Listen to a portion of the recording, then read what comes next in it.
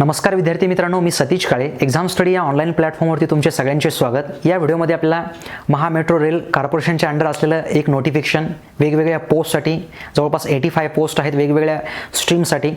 Diploma असेल, degree असेल, मग यांच्यासाठीचे एक्झॅक्ट एलिजिबिलिटी कसं असणार आहे, त्याच टाईपमध्ये वेगवेगळ्या व्हॅकन्सी, वेगवेगळ्या post, salary structure, exam pattern काय असणार आहे, सिलेबस, कुठले बुक्स आपल्याला रेफर करायचे आहेत, प्रिव्हियस इयरच्या पेपरविषयीचं काय आणि महत्त्वाचे टॉपिक्स कुठले असणार आहेत, हे सगळंच काही मिसलेनियस पॉईंट्स आणखी इतरत्र आपण डिस्कस करूया.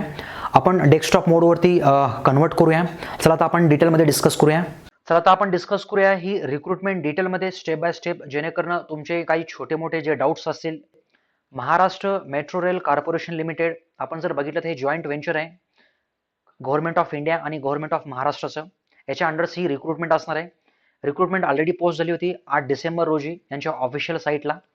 ऑफिशियल साईट आपल्याला माहिती असणं आवश्यक आहे ऑनलाईन रजिस्ट्रेशनसाठी. www.punemetrorail.org ह्या साईटवरती गेल्यानंतर करिअर टॅबमध्ये जायचं आपल्याला आणि नंतर आपल्याला ही लिंक लाईव्ह झालेली दिसेल रजिस्ट्रेशनची. ऑनलाईन रजिस्ट्रेशनला स्टार्ट होणार आहे 14 डिसेंबर रोजी.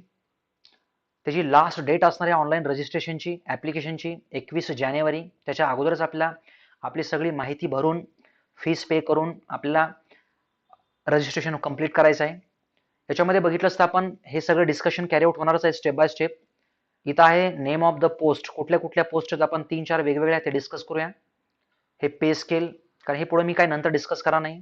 पे स्केल जनरली आपण 2 टाईपचे बघतो. इथे आयडीए आहे, इंडस्ट्रियल डिअरनेस पेस अलाउन्स पे स्केल आहे हा.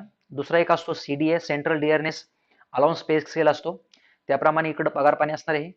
हे नंबर ऑफ व्हॅकन्सीज बघा, इन्क्लुडिंग रिझर्व्ह कॅटेगरीज. इथं काही डाऊट नाही, बट इथं थोडासा डाऊट आहे मुलांच्या कॉल्स प्रमाणे. मिनिमम एज्युकेशनल क्वालिफिकेशन बोलूया आपण याच्याविषयी सुद्धा. आणि रिक्वायरमेंट आहे, एक की पॉईंट आहे ह्या एक्झाम मधला. मराठी लँग्वेजची आपल्याला नॉलेज असणं महत्त्वाचं आहे. त्याच्यामध्ये वाचता आली पाहिजे, लिहिता आली पाहिजे आणि बोलताही आली पाहिजे. आणि टेस्टमध्ये सीबीटी टेस्टमधला हा पार्ट नंबर 1 आहे, स्टेज नंबर 1 आहे. इथं 40% मार्क्स आपल्याला येणं अपेक्षितच आहे. बघूया आपण याच्यामध्ये वेगवेगळ्या पोस्ट, त्यांचा code. Station controller, train operator, train controller, S1. आपण जर बघितलं पे स्केल आहे 33,000 to 1 लाख. इन हँड आपल्याला एक्सक्लुडिंग HRA वगैरे वगैरे हे सगळं काही, तर इथं 40+ जाईल आपली ही सॅलरी. नंबर ऑफ व्हॅकन्सी जर बघितले आपण ह्या पोस्टसाठी 56 आहेत. UR अनरिझर्व्ड कॅटेगरीसाठी 27, SC साठी 5, ST साठी 4, OBC साठी 15, EWS ला 5, इन्क्लुडिंग आहे एक्स सर्व्हिसमॅन, याच्यातच इन्क्लूड आहे. मिनिमम एज्युकेशनल क्वालिफिकेशन यासाठी आहे डिप्लोमा. कुठल्या ब्रँचेसमध्ये? इलेक्ट्रिकल असेल चालेल, इलेक्ट्रॉनिक्स चालेल, मेकॅनिकल चालेल. ह्या 3 ब्रँचेसचा डिप्लोमा चालेल. डिग्री असेल चालेल, degree in electrical, degree in electronics, degree in mechanical चालेल, डिग्री प्लस PG चालेल, डिप्लोमा नाही आहे फक्त डिग्री आहे चालेल. सो या टाईपमध्ये इथंच थोडंसं कन्फ्युजन होत होतं आपलं. मिनिमम आहे, मिनिमम कमीत कमी तुम्हाला डिप्लोमा पाहिजे. 12th प्लस डिग्री चालेल, याच्यामध्ये काही अडचण नाही आहे. नंतर बघितलं आपण वेगळी पोस्ट आहे सेक्शन इंजिनियरची.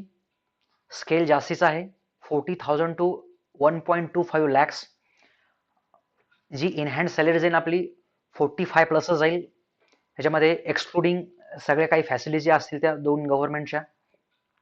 नंबर ऑफ व्हॅकन्सीज हे ॲज युजल वरच्याच चार्ट प्रमाणे आहे. 4 व्हॅकन्सीज आहेत ह्या पोस्टसाठीच्या. UR साठी 3 आहेत, OBC साठी 1 आहे. डिग्रीची रिक्वायरमेंट इथं आहे मिनिमम एज्युकेशनल क्वालिफिकेशन, इथं आहे BE डिग्री लागतं इथं, किंवा बीटेक लागणार आहे. इथं डिप्लोमा कॅन्डिडेट चालणार नाही आहेत. हां, डिग्री प्लस PG चालेल, degree plus PG I mean ME किंवा MTech चालेल. ह्याच्यामध्ये इलेक्ट्रिकल ब्रँचेस ह्या पोस्टसाठी ॲप्लिकेबल आहे, एलिजिबल आहे. नंतर आहे सेक्शन इंजिनियर, IT कम्प्युटरसाठी आहे. शक्यतो ह्या ब्रँचेससाठी असणाऱ्या व्हॅकन्सी स्टेट आणि सेंट्रलमध्ये फार कमी असतात. ही एक त्यांच्यासाठी गोल्डन ऑपॉर्च्युनिटी आहे. जरी व्हॅकन्सी एक असेल तर तुम्ही ज्यांचा सिरियस अभ्यास आहे ह्या फील्डमध्ये, आता मी पुढे सिलेबस एक्सप्लेन करलंच, तर तुम्ही अवश्य प्रयत्न करायला पाहिजे. ते 100% प्रयत्न करायला पाहिजे. स्केल तर तोच आहे याच्यामध्ये. IT असेल किंवा कम्प्युटर ब्रँच असेल डिग्री तर ॲप्लिकेबल आहे. इकडं ॲज युजल तोच क्रायटेरिया आहे वरती मेन्शन केल्याप्रमाणे. सेक्शन इंजिनियर इलेक्ट्रॉनिक्स S3 तो स्केल आहे. 5 व्हॅकन्सी आहेत ह्या पोस्टसाठी. यासाठी आहे इलेक्ट्रॉनिक्स इंजिनिअरिंग इन इलेक्ट्रॉनिक्स किंवा engineering in electronics and telecommunication ENTC इथं आहे मेन्शन केलं. नंतर आहे सेक्शन इंजिनियर, मेकॅनिकलसाठीच्या व्हॅकन्सीज आहेत S3 तोच स्केल आहे. एक जागा आहे, एक व्हॅकन्सी आहे, मेकॅनिकलमध्ये डिग्री पाहिजे. याच्यामध्ये पुढच्या पोस्ट बघूया आपण जेईच्या आहेत. वरचाच पॅटर्न आहे जशाच तसा. इथं मिनिमम एज्युकेशनल क्वालिफिकेशन असणार आहे डिप्लोमा. ठीक आहे, वरती एक्सप्लेन केल्याप्रमाणेच जेईची पोस्ट आहे इलेक्ट्रिकल S1 स्केल अगोदरचा जसा डिस्कस केला 33 1 लाख या टाईपमध्येच आहे. 8 पोस्ट आहेत आणि एलिजिबल डिप्लोमा तर आहेच, बट कुठली ब्रँच आहे इलेक्ट्रिकलसाठी आहे, इलेक्ट्रिकलसाठी आहे. नंतर आहे जेई ज्युनियर इंजिनियर इलेक्ट्रॉनिक्ससाठी 3 पोस्ट आहेत. याच्यामध्ये ॲप्लिकेबल ब्रँचेस आहेत इलेक्ट्रॉनिक्स, इलेक्ट्रॉनिक्स अँड टेलिकम्युनिकेशन ही सुद्धा आहे. हे तर कंपल्सरीच आहे इकडे राईट साईडचा हा कॉलम. नंतर जेईचं बघायचं आपल्याला याच्यामध्ये मेकॅनिकलसाठी जेई मेकॅनिकल तो स्केल 6 व्हॅकन्सीज आहे तिथं.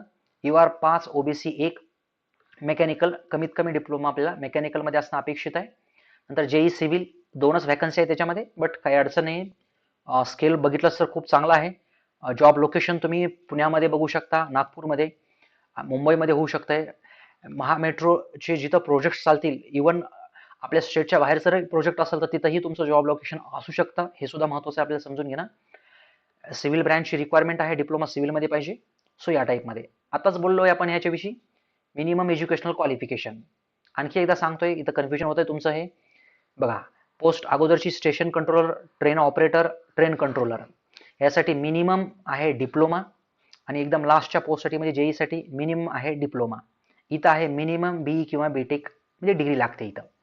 इथं डिग्री चालतंय, डिग्री चालतंय, इथं तर चालतंय. PG चालतंय, काही अडचण नाही, चालणारच आहे याच्यामध्ये. ठीक आहे, फक्त इथं याच्यामध्ये एक थोडासा काही मुलांची क्वेरी आहे की सर आम्ही लास्ट इयरला आहोत डिप्लोमाच्या, आम्ही एलिजिबल आहोत का? काहींचं म्हणे सर आम्ही लास्ट इयरला आहोत BEच्या, एलिजिबल आहोत का? तुम्ही एलिजिबल आहात, फक्त त्यावेळेस तुमचे डॉक्युमेंट्स अवेलेबल पाहिजेत सायको टेस्टच्या वेळेस, इंटरव्ह्यूच्या वेळेस. नंतर जॉब प्रोफाईल जर बघितलीस तर हेच आहेत: station controller, train operator, train controller, section engineer, junior engineer या टाईपमध्ये. इलेक्ट्रिकलमध्ये जास्त व्हॅकन्सीज आहेत, इलेक्ट्रॉनिक्समध्ये थोड्याशा कमी, त्याच्यापेक्षा थोड्याशा कमी सिव्हिलमध्ये, आणि IT followed by CSC. But आपल्याला एकच जागा लागते आणि एक व्हॅकन्सी आपल्यासाठी महत्त्वाची आहे. जॉब प्रीमियम आहे, बेस्ट जॉब आहे. याच्यामध्ये कसं आहे की यांनी सांगितले की हा जो जॉब आहे थोडासा इंटरचेंजेबल आहे, याच्यामध्येच काही अडचण नाही आहे. म्हणजे ह्या छोट्या मोठ्या ज्या पोस्ट आतल्या पोस्ट आहेत ह्या याच्यामधून याच्यामध्ये ही जॉब प्रोफाईल स्विच होऊ शकते. जे काही काम असणार ह्याच्यामध्ये, त्याच्यामध्ये हे बघितलं तर आपण operating the trains, looking after the affairs of the metro stations including the customer care centres असेल, हे डिपोर्ट कंट्रोल सेंटर्स असेल, ऑपरेशन कंट्रोल सेंटर्स असेल, आणि ड्युटी ही शिफ्टमध्ये असू शकते, नाईट पण असू शकते. ते सुरुवातीला असतंच तसं ऑलमोस्ट बऱ्याचशा इंडस्ट्रीमध्ये सुद्धा आपण बघतोय. बघा, ह्याची सिलेक्शन प्रोसिजर हीच आपल्याला डिस्कस करायची आणि ह्याच्यामध्ये पुढे असलेला हा सिलेबस वगैरे. आपण जर बघितलं, ही पोस्ट आहे आपली सुरुवातीची station controller, train operator, train controller. यासाठी 4 स्टेजेस आहेत महत्त्वाच्या. 4च्या 4 स्टेज आपल्यासाठी महत्त्वाच्याच आहेत. ऑनलाईन टेस्ट असणार आहे, CBT कम्प्युटर बेस्ड टेस्ट असणार आहे. 4 सेंटर्स आहेत महाराष्ट्रामधले, सांगेल. नंतर सायको टेस्ट आहे, ह्याच्याविषयी मी आपल्या टेलिग्राम चॅनलला सगळे काही पॉईंट्स अपडेट करेल, नाही त्याच्यावरती एक सेपरेट व्हिडिओ बनवेल मी. RRB साठी सुद्धा असते बघा ही सायको टेस्ट. किंवा तुम्हाला जर खूपच इच्छा असेल तुम्ही युट्यूबवरती सर्च करू शकता, नाही तर मग मी अपडेट करेल तुम्हाला नंतर आपल्या टेलिग्राम चॅनलला. तुम्ही बाकीच्या इन्फॉर्मेशनसाठी आपल्या टेलिग्राम चॅनलला जॉईन होऊ शकता. बाकीचं जे काही फर्दर कंटेंट असेल, याच्या नोट्स, याचे व्हिडिओ लेक्चर्स, सगळंच काही. पर्सनल इंटरव्ह्यू आहे, फॉलोड बाय पर्सनल इंटरव्ह्यू आहे. त्याच्यामध्ये मेडिकल एक्झामिनेशन आहे, तो फॉर्मॅट ऑलरेडी मेन्शन केला आहे मेडिकल एक्झामिनेशनचा. बाकीचे जे 2 आहेत सेक्शन इंजिनियर आणि जेई ज्युनियर इंजिनियर, यांच्यासाठी सायको टेस्ट नसणार आहे. बाकीच्या 3 स्टेजेस जशाच तशा आहेत. ऑनलाईन तोच फॉर्मॅट जशाच तसा इथं आहे. पर्सनल इंटरव्ह्यू आणि हे मेडिकल एक्झामिनेशन. मेडिकल एक्झामिनेशनमध्ये बघितलं असतं आपण हे मेडिकल फिटनेस टेस्ट, आणि आपल्याकडं फॉलोइंग स्टँडर्ड्स पाहिजे ते A1 आणि A3चे. आय साईटच्या रिलेटेडचे हे स्टँडर्ड्स आहेत. आय साईट, चष्मे बहादूर, त्यांच्यासाठी आपल्यासाठी बघायचं हे. बघा, याच्यासाठी असणार आहे हे A1 आणि याच्यासाठी असणार आहे हे A3. काय थोडक्यात सांगतोय मी इथं, हा आय साईट. याच्यामध्ये हे RRBचं एक फॉर्मॅट मी आणलाय. तुम्हाला इव्हन गुगलला सर्च केलं, युट्यूबला सर्च केलं तर ही सगळी डिटेल इन्फॉर्मेशन भेटून जाईल. मेडिकल कॅटेगरी A1 आणि A3चं आहे आपल्याला, A2ची आपल्याला गरज नाही आहे. त्याच्यामध्ये हा व्हिजन आहे, डिस्टन्स व्हिजन. 2 टाईपचे व्हिजन बघतो आपण जनरली. डिस्टन्स व्हिजन असतो आणि एक नियर व्हिजन असतो. दोन्ही विदाऊट ग्लास असतात. हे 6x6 डावा डोळा, उजवा डोळा. नियर व्हिजनसाठी 0.6 हे 6 मीटर डिस्टन्स तुम्ही एकदा चेक करून घ्या हे काय प्रकार असतो तर. ठीक आहे, कारण हा लंबा व्हिडिओ बनेल. मग इथं 6969.6.6 या टाईपमध्ये A3 साठी असणार आहे. बाकीचे 2 पोस्ट आहेत त्यांच्यासाठी आहे. हा, याच्यामध्ये आता पहिली जी स्टेप आहे त्याच्यामध्ये हे online test, computer based test आपल्यासाठी महत्वाचं आहे. बघा, याच्यामध्ये जर बघितलं आपण पोस्ट 1 ते 9 ह्या सगळ्याच पोस्टसाठी तर 3 पार्टमध्ये ही टेस्ट होणार आहे. पार्ट 1, पार्ट 2, पार्ट 3 म्हणजे एकाच दिवशी होणार आहे, वेगळी नाही होणार. फक्त त्यांनी पार्ट कॅटेगोराईज केलाय. 2 तासाची ही ऑनलाईन टेस्ट असणार आहे. ह्याच्यामध्ये पार्ट 1 सगळ्यात महत्वाचा म्हणलं तरी चालेल, क्वालिफाईंग म्हणलं तरी चालेल तुम्ही याला. सेक्शनल कट ऑफचा तसा नाहीये, बट सेक्शनल कट ऑफ सारखा झाला हा पूर्णपणे.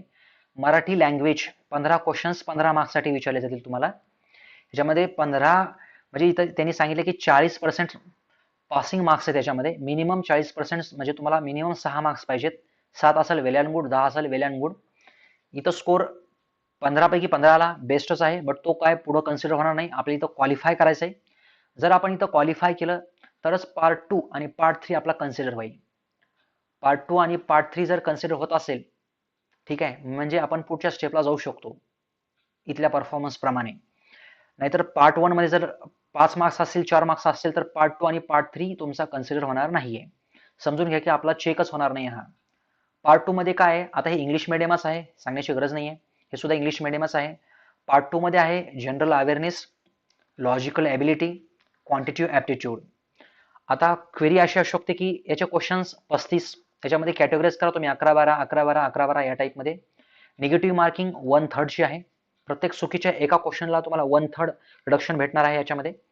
जनरल अवेअरनेस काय वापरायचं याला, बघा काय विचारलं जातं त्याच्यापेक्षा. जनरल अवेअरनेससाठी ल्युसेंटचं बुक आहे. ल्युसेंटचं बुक वाटलं तर आपल्या टेलिग्राम चॅनलला मी पोस्ट करेल. ल्युसेंट स्टँडर्ड बुक आहे. ह्यामधले महत्वाचे क्वेश्चन्स तुम्ही पूर्ण कव्हर करून घेऊ शकता. जनरल अवेअरनेसचे बरेचसे व्हिडिओज तुम्हाला ऑनलाईन सुद्धा भेटतील. इव्हन युट्यूबवरती सुद्धा बरेचसे लेक्चर्स आहेत याचे, आणि आपणही सेपरेट याचे तयार करणार आहोतच. बघा, ल्युसेंट किंवा ह्याच्यामध्ये सिलेबस काय बघायचं आपल्याला. बघा, जिओग्राफी आहे, हिस्ट्री असणार आहे, पॉलिटी असणार आहे, इकॉनॉमिक्स आहे, करंट अफेअर्स आहे याच्यामध्ये. पुढे बघितलं तर स्पोर्ट्स आहे, अवॉर्ड्स आहेत, जनरल सायन्स आहे. खूप मोठा सिलेबस आहे हा. 10-11 मार्क्ससाठी हा विचारला जातो.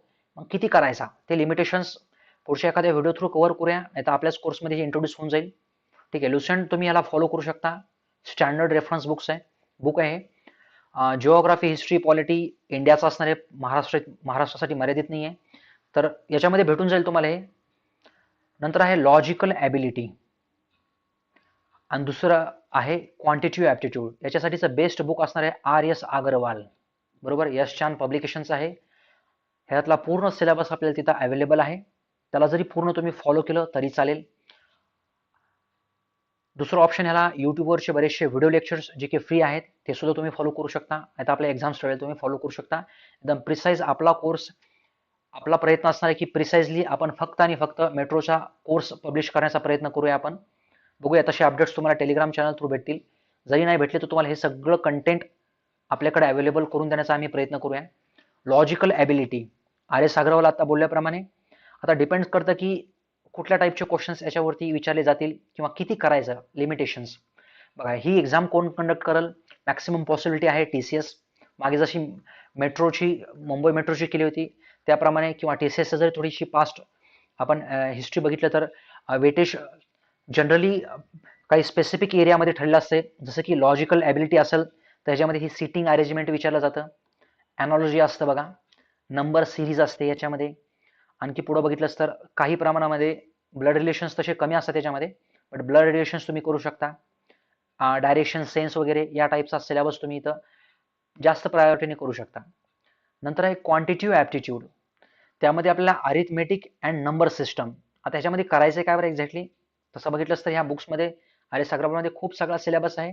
मग करायचं काय, याच्यामध्ये ॲव्हरेज त्याचे क्वेश्चन्स, प्रॉफिट लॉसचे क्वेश्चन्स तुम्ही बघितले असतील, पर्सेंटेजचे, इंटरेस्ट रेट्सचे, किंवा त्याच टाईपमध्ये टाईम अँड वर्क, महत्त्वाचे पॉईंट सांगतोय फक्त इथं. स्पीड असेल इत्यादी, हे थोडेसे टॉपिक रेग्युलर बेसिसवरती विचारले जातात TCS कडनं तरी.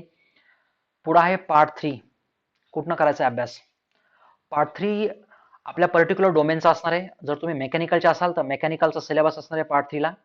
ह्याच्यामध्ये 100 क्वेश्चन्स 100 मार्क्ससाठी असणार आहेत. इलेक्ट्रिकलचे असाल तर इलेक्ट्रिकलचा सिलेबस तुमचा 4 वर्षाचा, डिप्लोमा असेल तर डिप्लोमाचा 3 वर्षाचा, मेकॅनिकलचा डिप्लोमाचा असेल ते आता सांगेल पुढे मी. तर डिप्लोमाचा 3 वर्षाचा सिलेबस साईटवरनी जो भेटला तो पुढे आहे आपल्याकडे. तो डोमेनचा तर सिलेबस असणार रिस्पेक्टिव्ह. मागे जशा व्हॅकन्सीज आल्या होत्या मेट्रोच्या, त्याच्यामध्ये कसं होतं 20-20-20 असं होतं. स्टोअर डिपार्टमेंटसाठी मागे झाल्या होत्या अगोदर, त्यांच्यासाठी म्हणजे इलेक्ट्रिकल, सिव्हिल, मेकॅनिकल असं झालं होतं. बट ह्यावेळेस तर असं नाही आहे. ह्याच्यामध्ये सगळ्यात महत्त्वाचा पार्ट म्हणजे पार्ट 2 आणि पार्ट 3 चे मार्क्स. त्यांचे जेवढे चांगले मार्क्स असतील तेवढे जास्तीचे चान्सेस आपल्या इंटरव्ह्यूला बोलवण्याचे, सायको टेस्टला पुढे अपिअर होण्याचे. पार्ट 2 पार्ट 3 चे मार्क्स पुढे कन्सिडर होतील. ठीक आहे. पार्ट 1 हा क्वालिफाईंग असणार आहे. पार्ट 2 आणि पार्ट 3 जर आपल्याला कन्सिडर व्हावा असं वाटत असेल तर पार्ट 1 मध्ये चांगले मार्क्स घ्यायचेत आपल्याला. पार्ट 1 सांगेल पुढे काय वाचायचं त्याच्यामध्ये, तरी रीड काय करायचं अभ्यास. जर सेल्फ करत असाल तर सेल्फसाठी सांगतोय मी.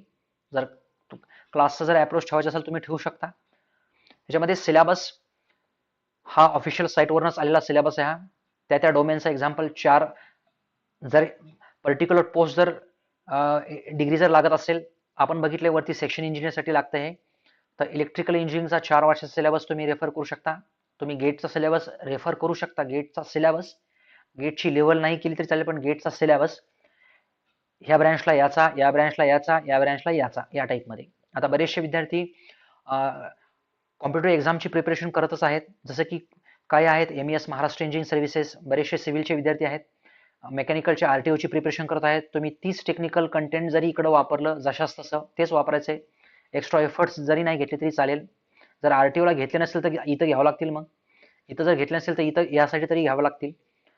आता डिप्लोमाची लेवल असेल, आपण 2 पोस्टला बघितले की डिप्लोमा लेवलला आहे मिनिमम एलिजिबिलिटी. त्यासाठी MSBTE जो डिप्लोमाचा सिलेबस आहे तो आपण रेफर करू शकतो याच्यामध्ये. बट याच्यामध्ये आपल्याला थोडासा प्लस अभ्यास ठेवावाच लागतो. नंतर आहे मराठी लँग्वेज. त्यांनी सांगितले 10वीच्या लेवलची, पण 10वीच्या लेवलला नाही विचारलं जाणार. बघा मराठी लँग्वेजला तुमच्याकडे ऑप्शन्स आहेत बरेचसे.